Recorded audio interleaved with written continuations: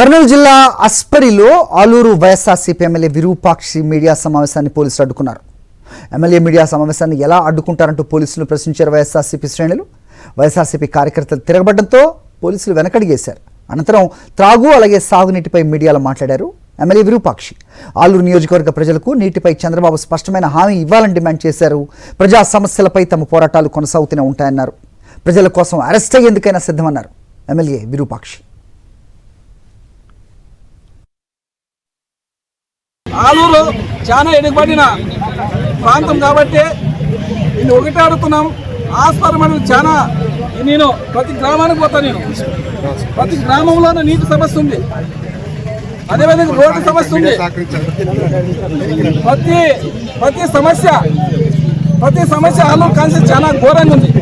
నీటి సమస్య అయితేనేమి, రోడ్ల సమస్య అయితేనేమి, అదేవిధంగా మీరు ఆలూరుకు వచ్చి మీకు దాదాపు 4 సార్లు ముఖ్యమంత్రి అయినారు. 4 సార్లు ముఖ్యమంత్రి అయ్యా ఉన్నావు. ఆలూరుకి